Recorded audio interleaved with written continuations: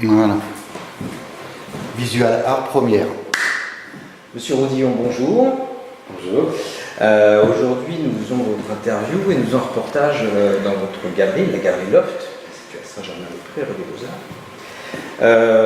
On est chez vous aujourd'hui puisqu'il y a une expo qui est assez particulière, puisque vous avez deux artistes, Philippe Drouillet et un artiste contemporain chinois. Alors je vais reprendre le nom parce que du coup j'ai pas réussi à le mémoriser dès le premier coup, qui est Arxi. Arxi, c'est son deuxième nom. Son deuxième nom. Ouais. Et donc je ne veux pas faire de faute. C'est alors son vrai nom. Ça commence par L. Li Xiaoxiong. Voilà, exactement. Excusez-moi. Il a pris un nom près qui s'appelle Axel, parce qu'ils font, vous savez, les dessinateurs de bande dessinée sont souvent très imaginatifs, et il a souhaité, comme ça, inventer ce deuxième prénom qui s'appelle Axel pour le représenter sur cet album. Il fallait un nom de scène. Un nom de scène, Alors on va commencer en fait par parler de votre galerie. Je crois que vous êtes assez actif sur la scène internationale, et d'après ce que j'ai pu voir, et vous avez une petite spécialité, vous êtes spécialisé aussi dans les artistes contemporains chinois. Alors en réalité, on est spécialiste dans les artistes contemporains chinois, mais c'est pas uniquement, on va dire, une spécialité qui fait que on ne fait que ça. Ce qu'on fait, c'est qu'on s'intéresse par exemple, à l'effervescence de la Chine qui a commencé dans les années 2000. Et c'est vrai que quand vous êtes comme ça et vous avez la chance de pouvoir côtoyer des artistes d'un pays qui est en émulsion, il se passe des choses. Donc, et vous découvrez des talents, des devenirs, etc. Donc c'est d'être là au bon moment, à la bonne heure. C'est vrai qu'on a fait l'art contemporain chinois, qu'on a été les premiers à Paris à présenter la peinture contemporaine chinoise, ce qui n'a pas été très bien vu, on va dire, au début. Les gens trouvaient que c'était très influencé. Enfin, bon, on avait beaucoup de critiques. Bien que maintenant certains sont devenus internationaux, ils valent plusieurs millions de dollars, donc on les regarde, c'est quand ça coûte de l'argent qu'on se penche sur les artistes. Et beaucoup sont devenus très connus. Voilà. Mais au-delà de ça, la galerie est principalement axée sur l'activité principale de galerie d'art contemporain, c'est de présenter des talents, et des jeunes talents aussi, et de découvrir pour le public, de faire découvrir pour le public des talents exceptionnels, comme Philippe Drouillet, qui est un fossile de la bande dessinée. À l'occasion de cette exposition, ce qui est intéressant, c'est qu'on a marié un géant de la bande dessinée avec un tout jeune de la bande dessinée qui est un chinois de l'autre bout du monde. Donc le mariage était assez inattendu. Et ils ont fait ensemble de tableaux, ce qui était apparemment complètement prévu au départ, mais non seulement ils les ont fait, mais en plus les tableaux sont réussis, et j'aurai l'occasion de vous donner des images. On va faire un petit tour. C'est des tableaux qui sont faits en commun. Dites-moi, qu'est-ce qui vous a décidé à ouvrir une galerie Moi, je suis un enfant d'Adas. Quand j'étais un enfant d'Adas, mon père était expert, mon grand-père, mon arrière-grand-père était ébéniste sous Napoléon III. Et si vous allez au musée d'Orsay, même, vous verrez une vitrine qui a été faite pour le prince impérial et qui est signée des ébénisteries Étienne Rodillon. Donc ça remonte à Saint-Germain. On va dire, un peu. Bien que je voulais cuisiner avant d'être marchand de l'art contemporain, donc j'ai une passion pour la cuisine aussi. Donc, comme quoi tout est relatif. C'est un art aussi. En tout cas, c'est un art aussi. Et principalement aussi, l'esprit de l'archéologie contemporaine, c'est de découvrir des talents. C'est ce qui est très excitant dans une vie, c'est moins de chiner, de découvrir tel un archéologue, des talents cachés ou des talents en devenir. Ce qui n'est pas le cas de Philippe Drouillet, mais enfin bon, ce qui va être le cas de Li Xiaoxiong, qui est le jeune allemand, mais il s'est marié avec lequel ils ont fait des tableaux ensemble. Et alors justement, qu'est-ce qui vous fait, qu'est-ce qui fait que votre choix se porte sur un artiste plutôt qu'un autre? À quoi vous jaugez ça? Est-ce que c'est à l'instinct? C'est beaucoup l'instinct déjà. Au-delà de l'instinct, vous avez des phénomènes qui sont des phénomènes entre guillemets culturels. Ça veut dire qu'un artiste contemporain, c'est un artiste qui est le reflet de la société dans laquelle il vit. Dans les années 60, l'Amérique expose, le pop art expose, et puis ils peignent le Coca-Cola sur des tableaux comme Warhol, comme Chun-Chan, plein d'artistes. Donc ils sont le reflet à un moment donné de ce qu'ils vivent. Et pareil pour les Chinois. À un moment donné, il y a un grand artiste chinois qui s'appelle Zheng Fenzi, et il peint des personnages avec des masques. Donc les Chinois se cachent derrière des masques. Enfin, il y a toujours une image comme ça qui veut un message. Donc, Des fois, ils ne se rendent même pas compte, les artistes. En tout cas, ils le vivent. Ils le vivent, et ça, c'est très intéressant d'être là au bon moment, à la bonne heure. Ça, c'est une chose intéressante. Mais au-delà de ça, découvrir des talents. Comment on choisit, c'est très délicat. Comment on choisit quelqu'un qui chante bien, d'abord la mélodie est jolie, il chante bien, et puis ça passe, et puis on a envie, on réécoute, et puis ça devient une star. Et ben, c'est un peu comme ça aussi pour la peinture. Donc, on l'aime. D'abord, un artiste, d'abord, on l'aime. C'est pas, on n'achète pas une valeur boursière comme une action boursière. Ça le devient un peu avec des artistes connus. Aujourd'hui, comme Soulage et autres, où on achète quand on met 2 millions dans un tableau, effectivement, on sait savoir où on met son argent. Mais avant d'en arriver là, avant tout, c'est une émotion. Il y a un flash. C'est un amour, il y a un flash, un amour. Et puis, Michel Auchan, par exemple, c'est un coup de cœur, ouais, un coup de cœur. Puis on a envie d'être dans l'histoire, d'y rester et d'aider l'artiste à la prolonger. Donc, c'est sympa de faire partie de tout ça, quoi. Et vous avez, alors je crois que vous avez ces dernières années, vous avez rentré dans comment dire, vous avez élargi votre activité avec l'édition de catalogue d'art. Alors, plus que ça, ouais, des catalogues, on en a toujours édité. À l'occasion d'une exposition, on peut faire un catalogue qui rassemble ensemble les offres qu'on présente. Mais au-delà de ça, ce qui est intéressant aussi, c'est d'immortaliser un artiste, enfin plus que l'immortaliser, le faire reconnaître, et pour le faire reconnaître, il faut le voir. Certains artistes qui ont été mis un petit peu à part, ou alors parce qu'ils ne voulaient pas, ou qui s'empêchaient d'exister, on va dire, de leur vivant, et ben aujourd'hui, on l'a fait déjà pour un artiste qui s'appelle Philippe Piquili, on a réalisé un catalogue raisonné. Un catalogue raisonné, c'est un gros travail, c'est rassembler toute la vie de l'artiste dans un grand livre. Vous imaginez le temps, il ne faut rien oublier. Voilà, c'est une encyclopédie. Donc ça représente c'est un minimum en général 4 ans de travail pour faire un catalogue raisonné. Quand on a les archives déjà, uniquement les rassembler, les stocker, les rechercher. Et là on l'a fait sur Philippe Piquili, qui a été un grand succès d'ailleurs, de son vivant. En 2012, c'est ça? En 2012, de son vivant, parce qu'il nous a quitté un an après. Mais de son vivant, on a fait ce catalogue raisonné. Et là, à la suite de ce catalogue raisonné, je me suis dit, je ne vais pas m'arrêter là, parce que j'avais l'expérience déjà du premier. Et on en préparait sur un autre artiste qui a été 15 ans chez Denise René, qui s'appelle Marino Di Teana, et qui est aussi un sculpteur, un passionné pour la sculpture.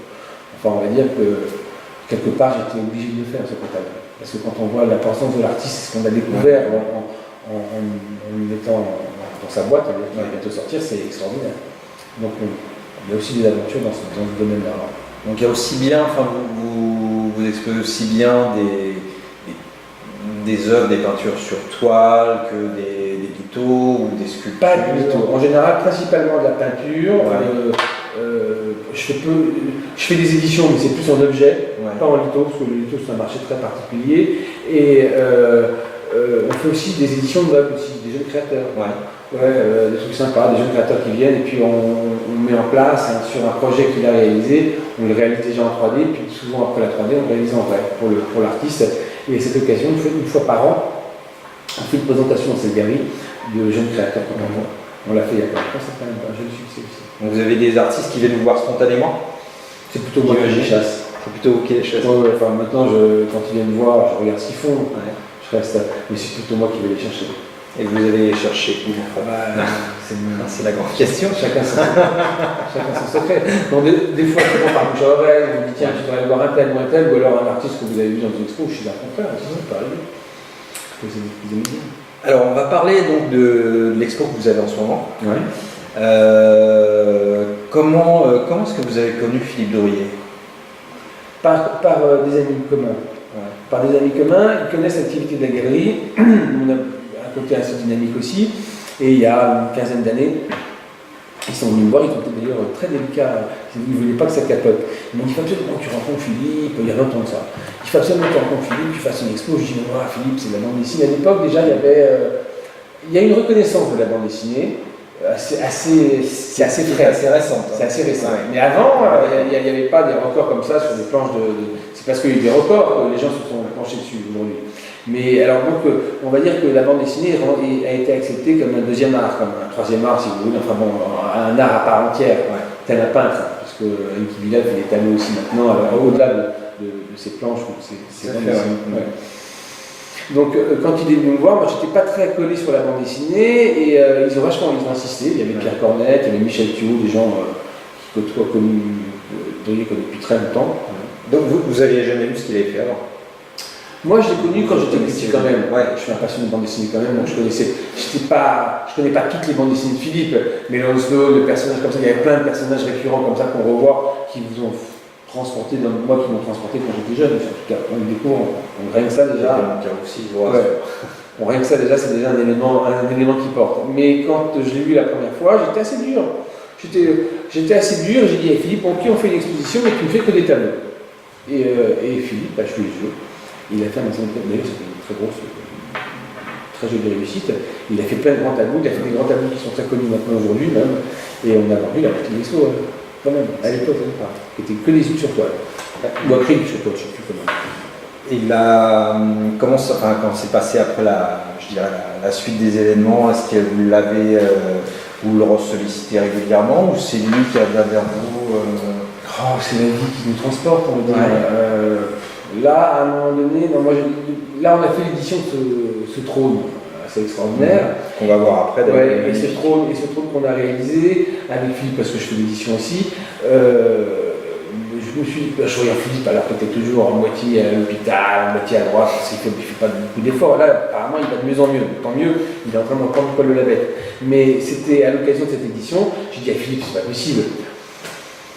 Maintenant que j'ai une deuxième galerie des Beaux-Arts, je vais te faire un événement, mais il était malade, hospitalisé, puis pas hospitalisé. Enfin bon, c'était très chaotique, on va dire. On a quand même réussi à la faire, c'était chaotique, et puis il y a une bonne cohérence dans l'ensemble, je suis tout content. Mais c'était chaotique, et par amour et par passion par Philippe, j'ai rassemblé ces deux artistes aussi. Bon. Voilà, mais je ne veux pas simplement m'arrêter simplement à me dire, j'ai présenté 3 planches communes de Philippe, parce qu'on connaît Philippe, vous voyez. Ce qui est sympa, c'est que la vie elle tourne, que Philippe il est vivant. Et que c'est sympa de pouvoir encore créer, d'avoir des nouvelles choses étonnantes, même peut-être dérangeantes, ou même bouleversantes, on va dire. Ouais, c'est ça qui est bien, c'est une personnalité unique. D'ailleurs là, vous êtes juste derrière, on a une tapisserie de Drouillet, qu'on va voir dans un instant. Et les dimensions de ce... Ça c'est grand, ça fait 3 mètres par 2, c'est ça? Ouais. 3 mètres par 2. Est-ce que c'est vous qui l'avez fait mettre sur tapis ou c'est non, fait dans un atelier c'est Philippe qui l'avait fait pour faire une tapisserie comme ça, c'est très difficile. C'est particulier, ouais. C'est très particulier, c'est très difficile. Vous avez plusieurs des boîtes comme ça qui font de la tapisserie, mais celles-ci sont particulièrement on va dire réussies, parce que c'est pas évident dans la science-fiction. Vous avez comme même des dégradés, on a des couleurs différentes, des reflets. Et c'est l'argent, c'était prévu aussi. Si tu as plusieurs niveaux. Non, c'est très joli. Il y a celle-ci et la deuxième que vous voyez aussi dans la deuxième galerie, qui est le bateau qui vole, c'est magique aussi. On va le voir après. Magique. Mais alors, vous allez nous parler un petit peu effectivement du mobilier. Ouais. Alors moi je suis assis depuis tout à l'heure. Sur le tabouret, voilà. Qui est une déclinaison du trône, mais en un peu plus petit. Le trône, c'est la même chose que l'assiette du trône, mais plus petite. Voilà. Donc vous avez un dessin derrière aussi comme un visage. Donc le tabouret est dessiné entièrement. On voit que c'est du Drouillet. Gravé dessus, dessiné, et Philippe a absolument tout pensé. Hein. Il a suivi ça c'est magnifique. de très près. Depuis tout à l'heure, c'est il a suivi ça de très près, et non, c'était une jolie aventure cette édition. Et entre autres pour le trône, où sur les bras on a des cristals de roche, et sur les yeux on a des adamétis. On va lui faire tailler à la taille du visage, enfin on met du verre gravé ici, qui représente le visage. C'est magnifique. Ouais. Vraiment gravé là c'est le fauteuil, le trône, on va dire, le trône de l'espace. Parce que quand un vaisseau s'envole, on est en général attaché avec des ceintures. Ah, voilà. Celui-ci, on ne s'attache plus, on s'attache volontairement. Donc on est tenu dans le fauteuil au décollage, hein, parce que j'imagine que dans un vaisseau, à un moment donné, il doit y avoir une pression quand on décolle. Et là, on est retenu dans le trône, le fauteuil de pilote, on pourra l'appeler comme on veut. Et c'est une pièce qui est magnifique. Ouais. Alors, vous nous expliquiez tout à l'heure qu'effectivement c'était tout un assemblage de pièces. Ah oui, l'inox c'est un matériau assez compliqué à travailler. De par du fait que quand on tape sur de l'inox, souvent on casse. C'est pas comme l'acier où les particules se déplacent dans l'acier. On peut marteler facilement quand on fait une épée. Alors je dis pas qu'on ne peut pas marteler de l'inox, mais ça n'a pas vraiment cette vertu. Donc c'est un matériau, on a du mal à tordre. Quand on tord, on casse. Donc à chaque fois qu'on a un angle, c'est un petit morceau d'inox sur un autre petit angle. Et à chaque fois c'est soudé. Après, c'est rempli à la structure, après c'est poli parce que c'est dans la masse. Donc au niveau de la construction d'un trône comme celui-ci, voilà, il a fallu des milliers d'heures. Et des milliers de pièces qui sont assemblées. C'est vraiment très impressionnant. Et on peut le mettre dehors, il est inaltérable. Ça plaisait beaucoup à Philippe d'avoir un truc qui ne bouge pas, qui traverse le temps. Indestructible. Voilà, indestructible. Et c'est une pièce, enfin le poids de la pièce. Pas très lourd, parce que c'est creux. C'est creux quand même. Ça peut être, bon, c'est un petit poids, ça doit faire quoi? Une trentaine de kilos, non? Ouais, toi. Parce que le tabouret, l'air de rien, n'est pas. Non, il est pas si pas. Non, c'est pas un pas. Non. Alors on va dire peut-être 40 Pas kilos. ça. Non, ça? Au moins 40, on a du bon. Moi, je pense pas de 40 quoi. Ouais, celui-ci, ouais, parce qu'il y a tellement d'éléments, de petits éléments qui fait qu'à la fin ça finit par un petit peu. Mais il est encore, ça va. Et puis comme il est bien pensé au niveau Et qui est très stable. Il est très stable. Ouais, d'accord. Ça ne vous ennuie pas, je vais prendre votre place. Je vais ensuite. Parce que ça soit. Dès que se trouve là, dès qu'on s'assoit le dos, on voyage sur le temps. C'est magnifique. C'est magnifique. Effectivement, là, bon, alors là, par contre, moi, je suis devant vous, donc les pieds ne touchent plus par terre. Ah bah c'est voilà. Dans le vaisseau, mais c'est extraordinaire. Et vraiment magnifique. Non, mais vraiment magnifique. Il manque plus qu'un bateau. Je suis